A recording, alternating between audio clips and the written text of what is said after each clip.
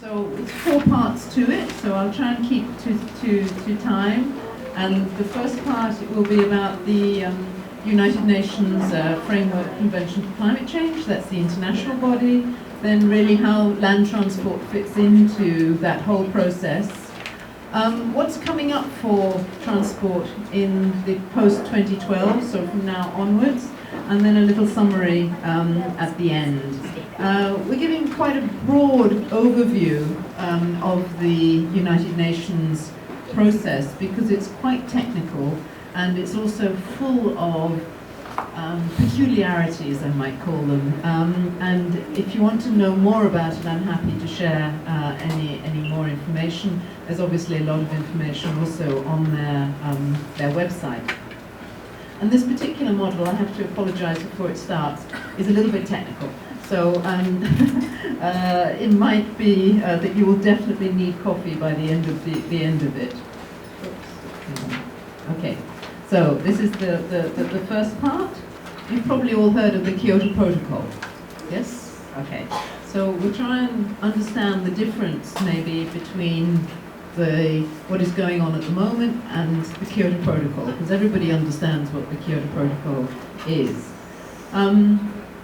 We also defined climate change in the first module with Daniel, and he talked about really the anthropogenic processes that are changing climate, either of a permanent or semi-permanent nature. And it's really in that context that we have this international body, which is part of the United Nations family of agencies. So it's the United Nations Framework Convention on Climate Change, the UNFCCC, which is what we call it. UNFCCC is too difficult to say. So the UNFCCC is the United Nations Framework Convention on Climate Change. So it is obviously an international treaty. It was adopted or signed in 1992, and its aim is to stabilize greenhouse gas concentrations in the atmosphere at a level that will prevent dangerous human interference with the climate system. And that's typical kind of UN type words as to how you interpret dangerous human interference with the climate system. And that is the real kind of DNA of the whole convention and the international negotiations. How they define that part, that little bit there. What is considered dangerous? What did we learn this morning that we considered dangerous? 2 degrees, exactly. 2 degrees. Going above 2 degrees is going to be considered dangerous. And how is human interference affecting the climate? Anyone? Greenhouse gases. Of which is the worst one for transport? CO2, exactly, the worst one for transport. And why is greenhouse gases and CO2 in particular so bad? Why is it different to local emissions? Danielle mentioned this morning, but you might not have picked it up.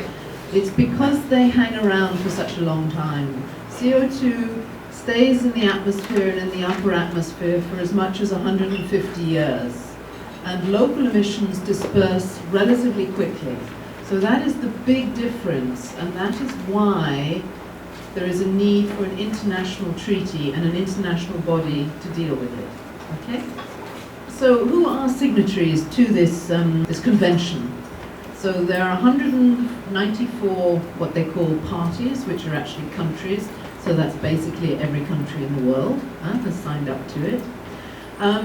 The difference in 1992, which is when the convention was kind of put together, was that the industrialized countries that were members of this Organization of Economic, Social and Economic Development, the OECD, they were all the countries such as the United States, such as Europe.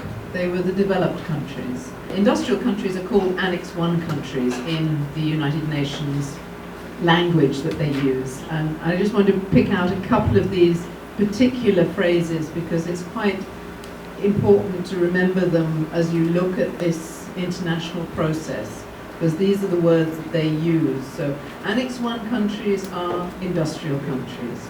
Annex 2 are required to provide the financial resources to support climate change mitigation and adaptation to the rest of the world, the developing world, which are non-Annex 1 parties or countries. A party is a country, okay, you have to remember that. And to promote the development and the transfer of technologies, again, from Annex 1, the industrial world, to Annex 2, which is the developing world, okay? And then we have the non-Annex 1, which is mainly the developing world.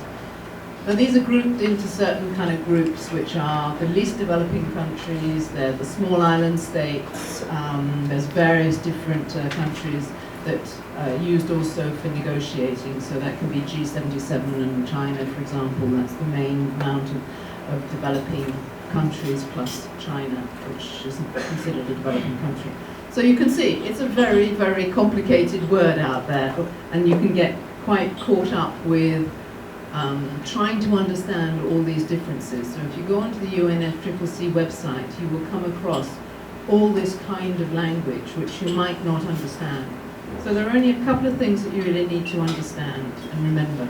One is the convention was signed by basically all the countries. That includes the United States, China, Russia, Canada, all these countries that you suddenly hear about that might not have signed the Kyoto Protocol. They signed the convention, which is the organization to agree to do something about climate change. Then you have the separation between the developed world, the industrialized countries, and the developing world. And you have this agreement that the developed world will pay for efforts, as it were, towards climate change in the developing world. So that's really the very, very small snapshot of what we're doing at the climate change negotiations. So how does the UNFCCC work? It is an agency that manages this whole process, this whole international process. The Secretariat is based in Bonn in Germany, which facilitates, they call it, the implementation of this convention. The convention itself is not a legally binding process, so it doesn't have targets that countries have to apply and comply with, but it can set protocols, of which we all know the Kyoto Protocol is the most well known. And these countries, these parties, come together on an annual basis, usually in December, which is a pretty difficult month to get everybody to come together, but it is every year in December, at the beginning of December, they have this conference of the parties, which is a COP. And you might remember, particularly in 2009 in Copenhagen, that the COP15 was a very well-known, well-publicized event by the media. Everything in this whole process, all agreements have to be done by consensus. And that was one of the reasons why the Copenhagen meeting did not come out with any legally binding outcome, because they were on the way to getting there, and just at the last minute, 2 or 3 countries put their hands up in the last session and said no. And that's all it takes. Out of 194, you can imagine there's an awful lot of talking and negotiating that goes on behind the scenes to get to positions where they think they would be able to come up with some consensus, and then overnight somebody can say no. So from the media's point of view, it often looks as if they're really doing nothing at all, but actually it's really quite hard work, as you can imagine. Okay, there are 2 aspects of climate change which we put up here, and we put some definition of the difference between them. So there is the mitigation and there's adaptation. Mitigation, I'll give an example because this is more concrete and everybody will understand it in simple language. Mitigation is when you, for example, when we try to shift from guzzling vehicle into more fuel efficient vehicle, that's trying to mitigate. But adaptation is, for example, when you put your, in the Philippines, because you are flood prone, when you put your switch higher than where you used to put it, that's part of adaptation. That's exactly it. These are the official definitions, but I find them quite meaningless. So it sounds as if you agree with me on this. Mitigation is what we can do to stop, let's say, the emissions getting any higher than they are today, to stop the business as usual trend. So it's really to try and put a line there and try and stop this general trend of emissions growing that will affect the climate in the future.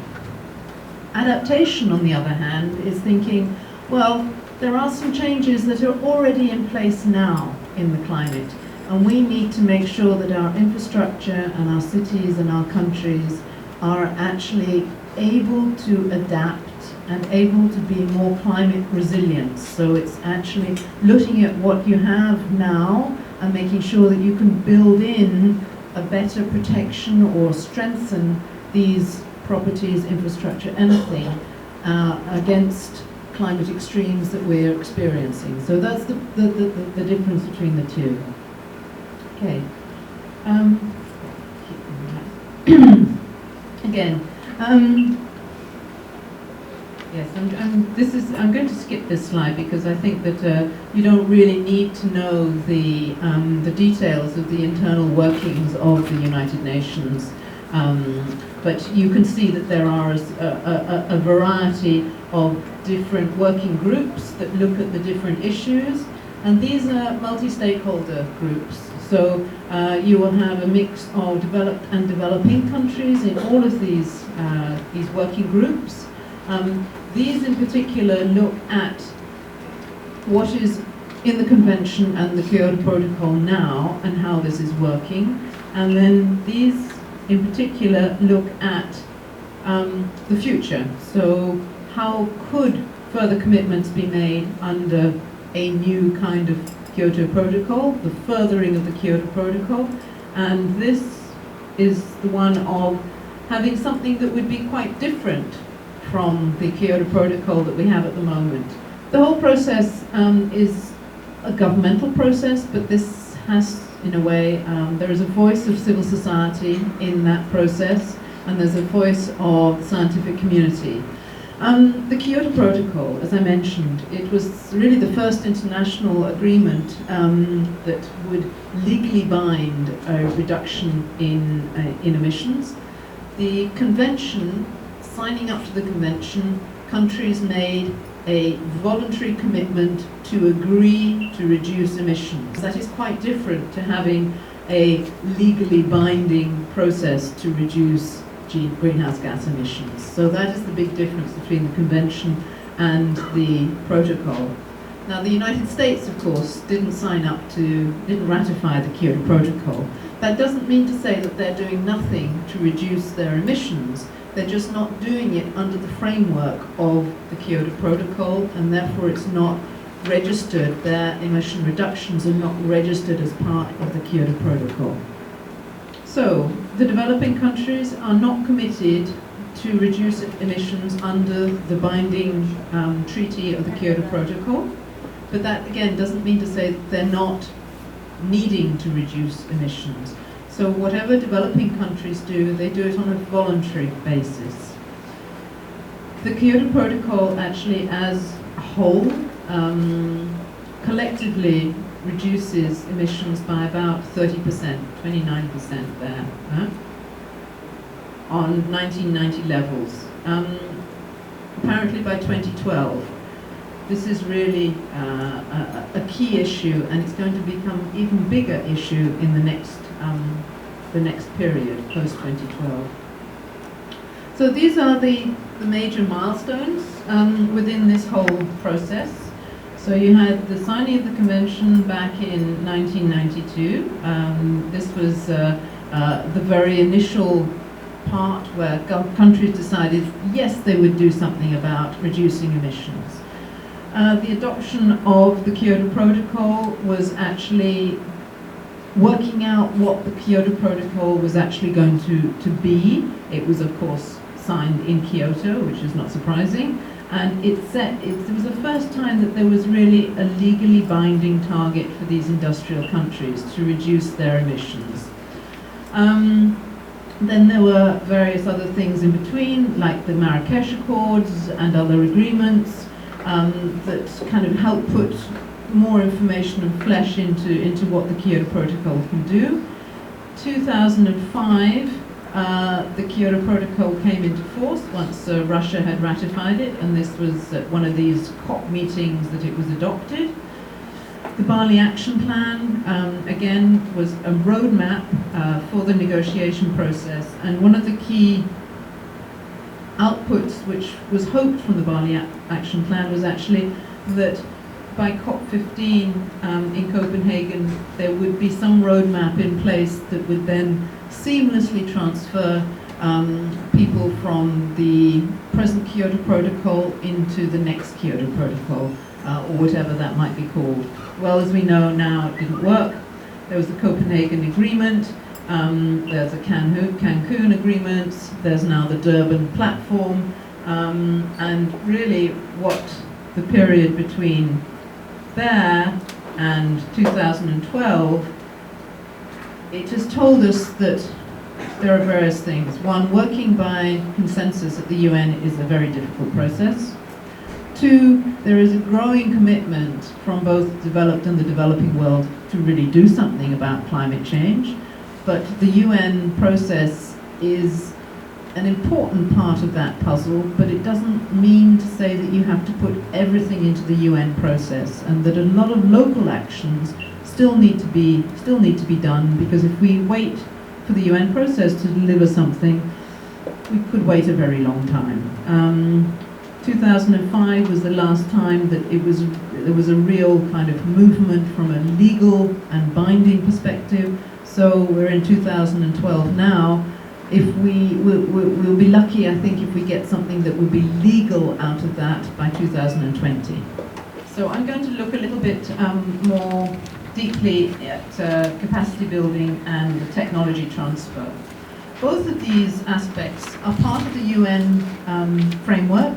So there is a possibility to get climate finance for both capacity building and technology transfer. So I just wanted to make that link quite clear to you. You'll hear more about this tomorrow, so I'm not really going to go into it, except to say that there are various different funds within the UNFCCC to provide this famous financial support from Annex I countries to the developing world.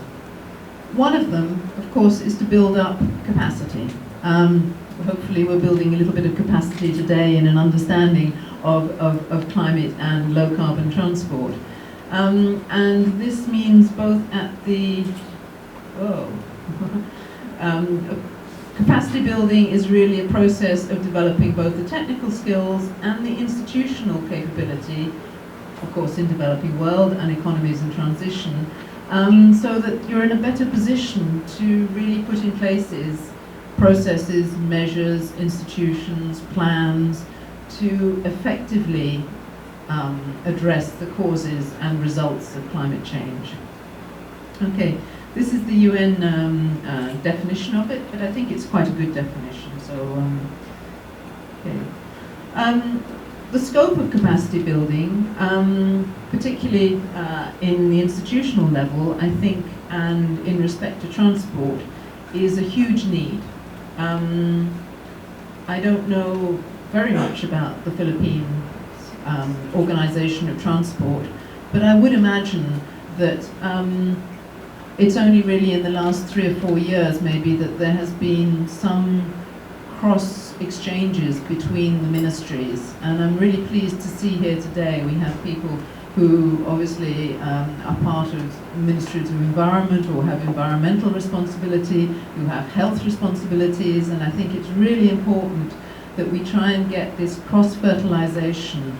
Transport is in fact a derived good in economic terms, okay? So there are very few of us that actually take transport for the sheer pleasure of transport, apart from Formula One drivers, which I'm sure many of you think that the Formula One drivers out on the roads today. But in fact, transport, we always need transport to get to somewhere, to do something, to be able to go and see friends or go to school or get to work or whatever. So it is not transport for transport's sake that we're taking it.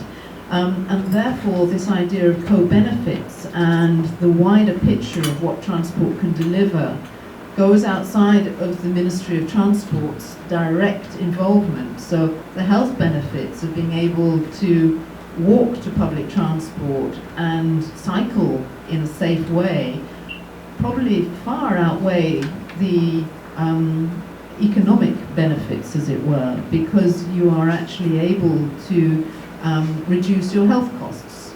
So it's not a transport issue. If you put a nice bicycle lane, it's a health issue, but the Transport Ministry has to pay for it.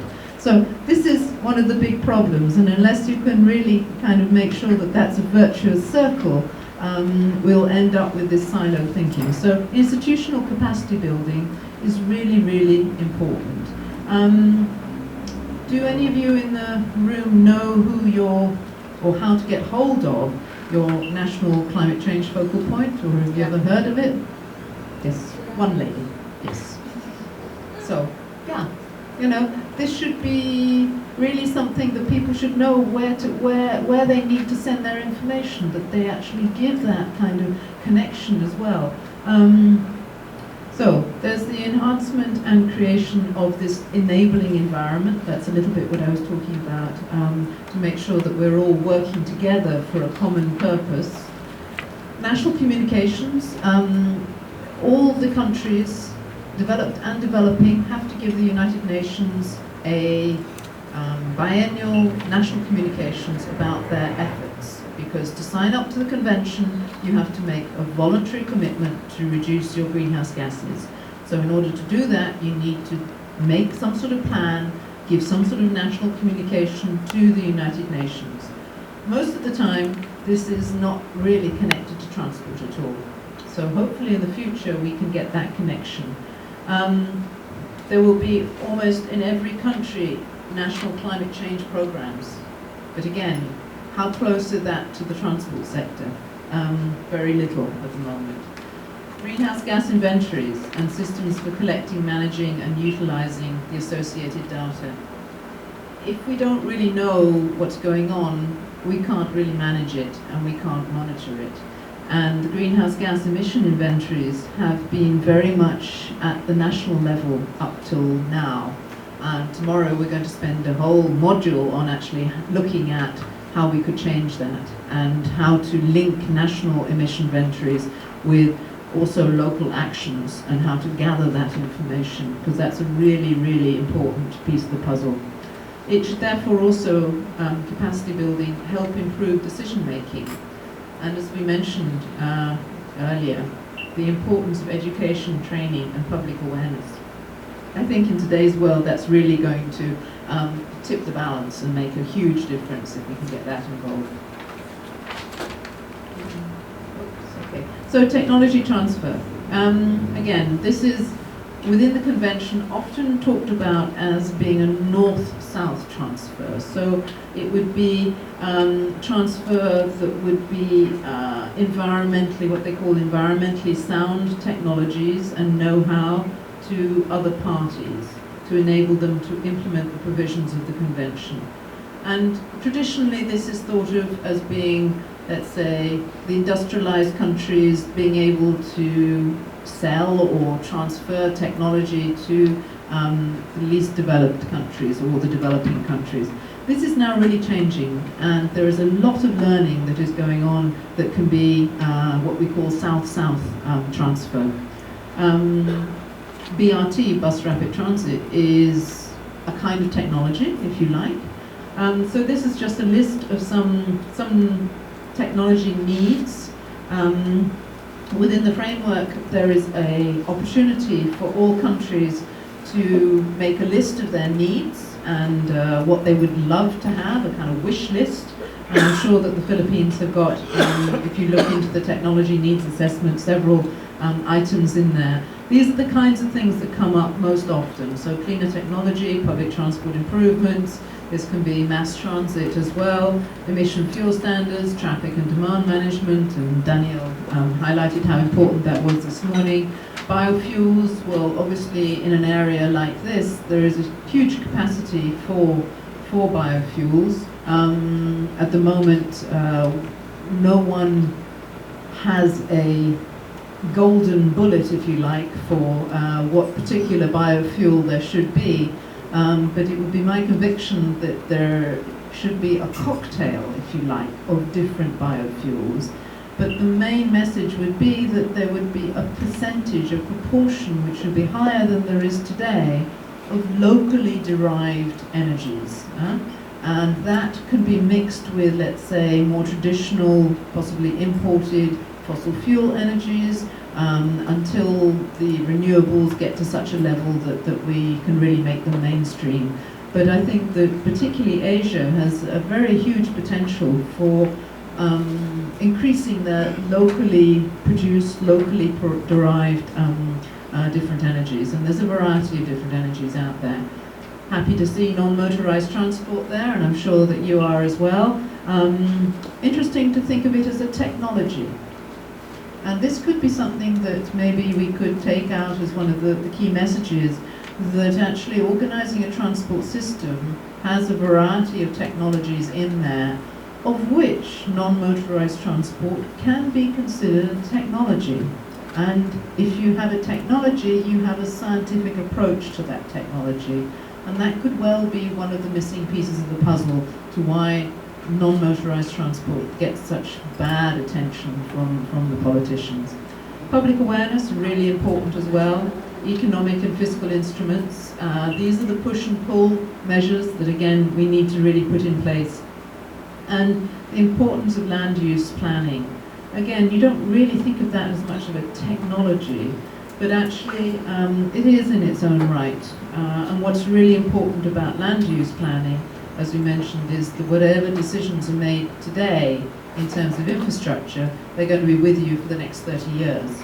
So you are going to be framing the choices, particularly in transport decisions, for 30 years. And 30 years of use in transport is quite a few emissions. Okay, it's really good to see that even at the United Nations level, both hard and soft technologies, as well as the other things noted here, are acceptable. We have a tendency to actually put a more important weighting on what you call hard technologies, building big infrastructure, the sky bridges, they're very important pieces of infrastructure, a new port, a new airport, something like that. And I think in tomorrow's world, the softer sides, the softer technologies are going to actually have a more important aspect. Okay, so this just shows that it's a complicated equation. It's not something easy, but that there is a component which is at international level, which will lead us towards global sustainability. And here, you know, these key areas are that there has to be continued engagement. So even within the UN process, we have to have those countries continually living up to their commitment of the convention to voluntarily make sure that they reduce their emissions, even if there isn't a legally binding target. So there has to be engagement, there has to be coherence. And here I'd cite the increase in transport emissions compared to the decrease in emissions from other sectors. There has to be some harmonization, particularly in the way that we monitor and measure all emissions, and those from transport in particular. And there has to be a huge amount of coordination across all ministries, a cross-section and multi-stakeholder approach. And the intersection between international policy and the global sustainability, as we said, climate change is global, but we need local action. We certainly need local action, and local action, of course, has the framework of national policy, protecting and providing for domestic interests. But within that national policy, there is also local action. So that kind of shows you the hierarchy of the decision-making process and the processes in place, and that they're not conflicting in any way. They rather are leading us all to a common goal. What is really important, I think, in the next 10 years is to get a better coordination between all these different aspects. The international level has been very much at the stratospheric kind of level. It's not been relevant to anyone lower than national government officials, and even many national government officials, they, unless they've taken part in several COP meetings, it is really double Dutch that they're speaking there. So it's a very difficult process. But that said, I think that the international level is becoming more accessible. People on the street now know that climate change is an issue, and 10 years ago they didn't. They really felt that it was something for somebody else and it wasn't their problem. So that has been a change. The national level, there are more and more countries, and obviously these strategies are getting more and more robust. Most countries now have a national climate change strategy. The Philippines has one, I'm quite sure, yes. Do we know when its first strategy? Are you on your first, second, third, fourth, fifth strategy? You're on your first? Yes, just exactly. last year. Yeah. Yeah. So the Kyoto Protocol was signed in 2000 or ratified in 2005. It's taken 6-7 years to get to the Philippines' first climate change action plan. That's great. It's at least there. You know, let's be very pleased about that. Huh? We don't need to be on the second or third, but we have to make sure that the first is really an action plan. It's not just something that sits in somebody's drawer and is a piece of paper.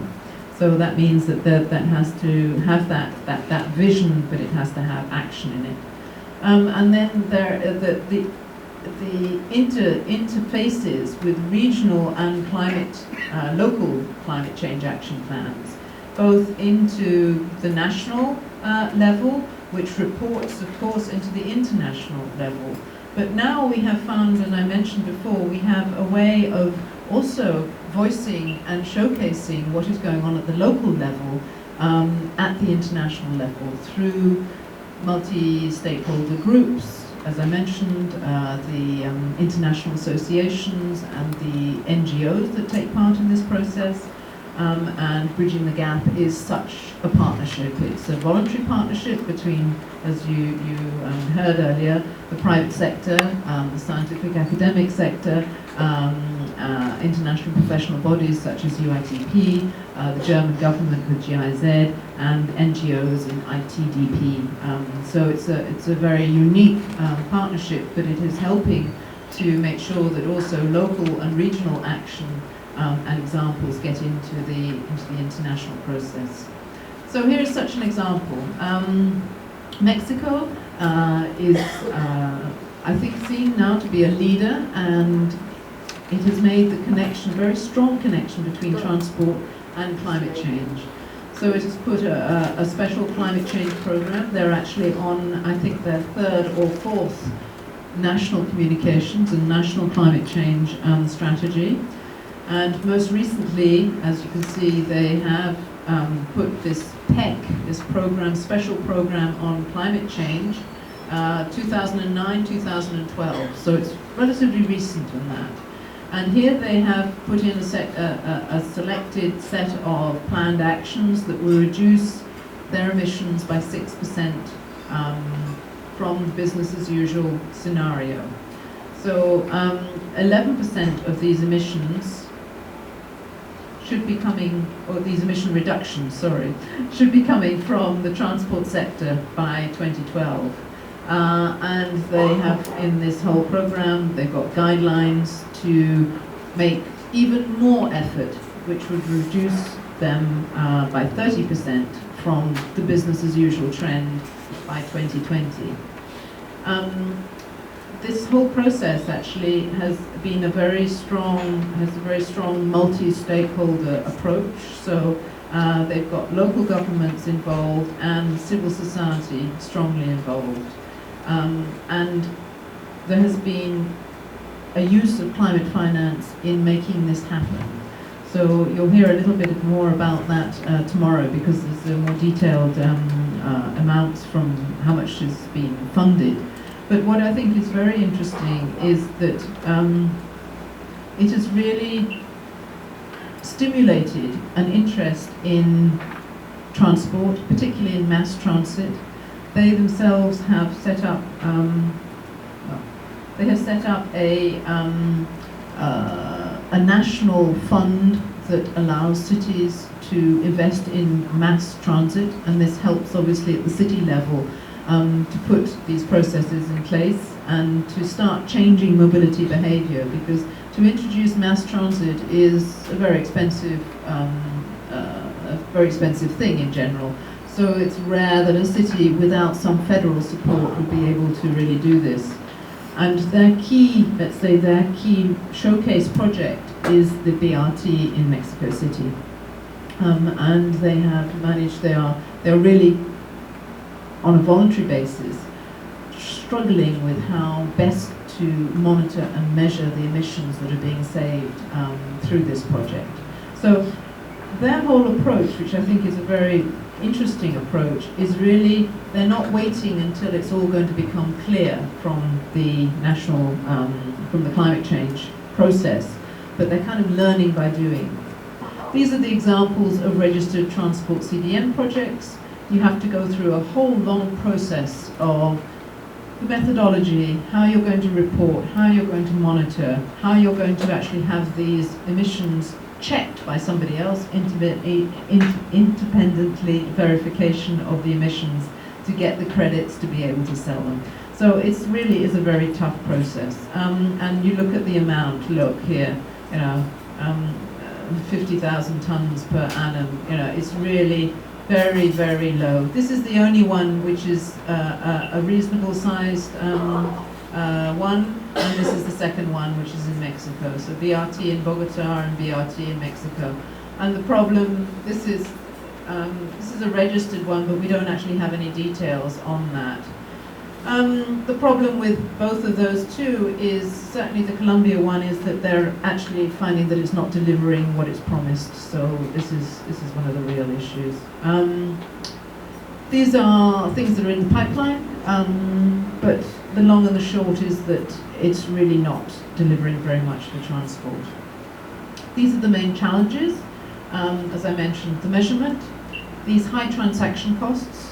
If you imagine how much it's going to cost for you to actually look at the project, really go into the methodology you're going to use, how much it's going to cost you to collect all that data and those statistics, how much it's going to cost you to analyze it.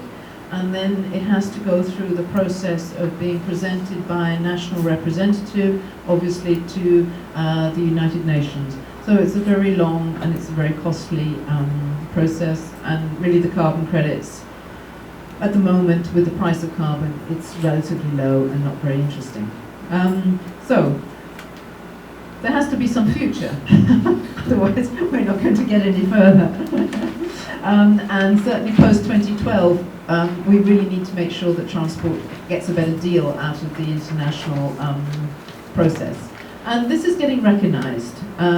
Cristina Figueres, who is the present Executive Secretary of the UNFCCC, said that projects linked to renewable energy, energy efficiency and transportation have the potential to bring about not just volumes of tons reduced, but also transform the way we produce and consume energy. And that's a really important statement, because that's not just looking at direct transport benefits, but it's looking at a whole lifestyle change. And that's really what we've got to face up to when we're talking about transport and reducing emissions from transport. Yeah, if you don't tackle transport, then you can't tackle climate change. Well, that's fairly straightforward, isn't it? There's not much to say on that, because it's also true. If you don't do something about transport and buildings, there's the two sectors that are the actual key sectors for making an impact on our present business as usual trends. Transport and buildings. If we don't do something about reducing emissions from them, we're not going to actually make anything like a 2-degree target. And then this was a decision from one of the COPs. The COP requests the executive board of the CDM to develop standardized baselines, priority methodologies that are applicable to underrepresented project activity types or regions, such as transport. So there is a recognition that actually transport has done pretty badly out of it. These are the emerging opportunities. Again, I'm not really going to go into them very much, except I'm going to spend a little moment on this one. National appropriate mitigation action, okay? So it has to be at national level, which is such as the Philippine Climate Change Working Group. It has to have mitigation activities, and it has to be an action plan, really. So I think that's a very good framework. It can be voluntary at the moment, which is nice because it means that you can really decide how you're going to do it and what you're going to do.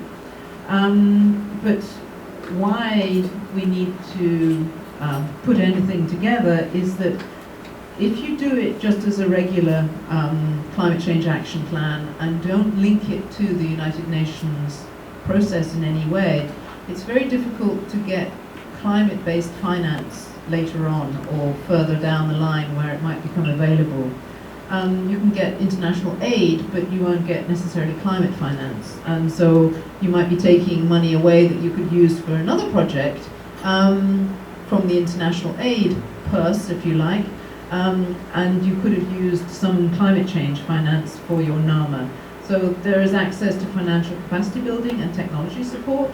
The German government, for example, has a transfer project which is supporting 4 or 5 countries, of which I don't think the Philippines are one of them, but Indonesia is, so they're already in that project. And there are other bilateral agreements between countries as well. It has a very much an economic, social and environmental aspect, looking at the co-benefits, and it starts demonstrating that a country is ready to really take action towards this global challenge, which we picked up this morning, which was interesting.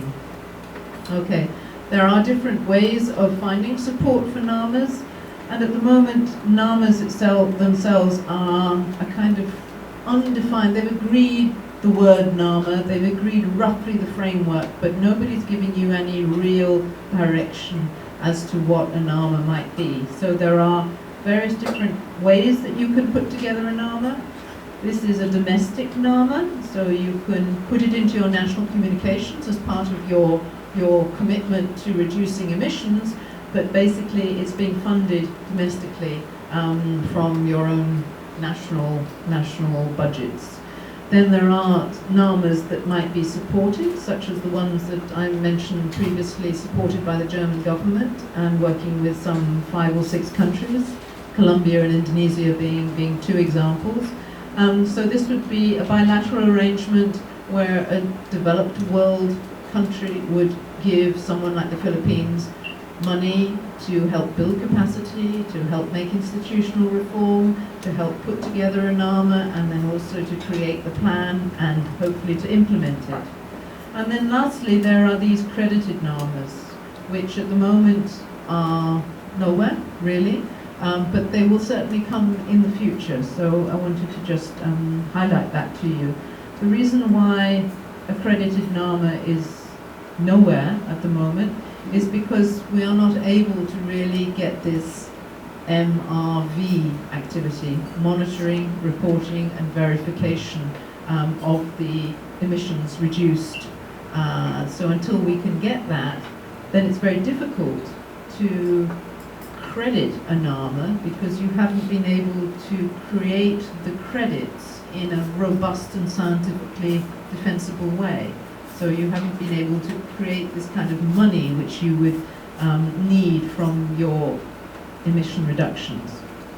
So I just put this list together. There's no concrete definition, but they are voluntary. They can be local, regional, or national, but in either event they have to be connected to the National Climate Change Programme and reported by the national government to the UNFCCC to be a NAMA. You can have lots of other things that go on, but they might not necessarily be NAMAs. But it doesn't mean to say that your other climate change actions couldn't be made into NAMAs. So you can also think of it in that respect. Maybe there are some things going on at a local level that could be put into a NAMA. You don't need to create something completely new. And at the moment, the UNFCCC is trying to explore how to operationalize the NAMA concept.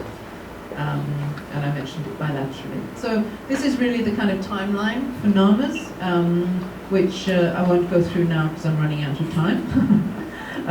But it does show that there is still a lot of space, in fact, here.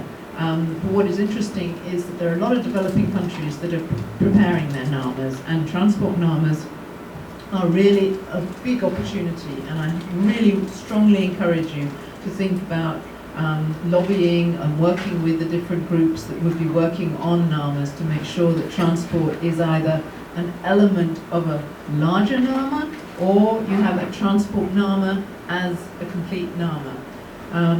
So that's important.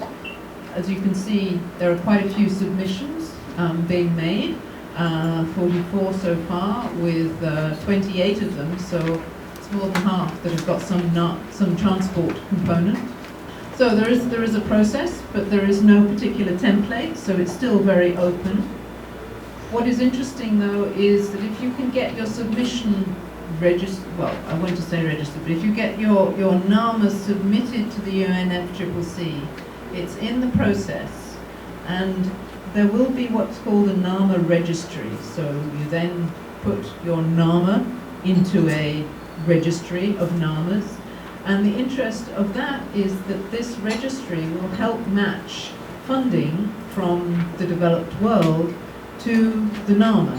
So it will allow, let's say, the developed world to look at a possible NAMA from the Philippines and say, hey, yes, this fits exactly with my international aid program or the technologies that we have, and that we could actually help fund that from our domestic. So the developed world would help fund a developing world NAMA. The United Nations was established to really support this international response to climate change, and it includes mitigation and adaptation. Engaging with the United Nations can result in some finance, which is always interesting, but it also in capacity building and technology transfer support, which is less known about, but it's a really important aspect. And I think that lobbying the national focal point for getting capacity building advantages and financial support is really important. It is a process designed so that the developed world that has the historical burden, if you like, of having produced a lot of the emissions in the first place, helps to make sure that the developing world doesn't have to pay for this burden. It's really, at the moment, historically, sustainable low-carbon transport has done pretty badly out of this whole process, so we are very keen to make sure that it does a lot better in the post-2012 activities, that post-2012 international climate policy is likely, hopefully, to be more conducive to supporting low-carbon transport, and that NAMAs are really the highest potential, they're the most suitable instruments at the moment within this whole process, and there doesn't seem to be anything else on the table that is showing as much potential. Okay, so this is the overview, as Danielle had one for the module 1, and hopefully you will go back with some understanding of the United Nations role at the international level, that you will be able to recognize now that there is finance available, particularly for transfer of technology and capacity building, and that there are really emerging opportunities in the post-2012 framework. But one of the things that is for sure is that if you don't ask the right questions, you don't get the right answers. So if the Philippines or other developing world do not really show and share with the United Nations in their process that it's important for them to have, for you to have transport in there as really a sector that has support from climate finance, then it won't get in there, because the United Nations actors are usually from the Environment Ministry or from the International Development Ministry. They're not from the Transport Ministry. So there isn't a voice for transport in there, and it's really important that there is. Okay, so I think we're all ready for a cup of tea or coffee or a cool drink or something. So we have just 15 minutes. Yes, 15 minutes. So thank you very much. Thank you.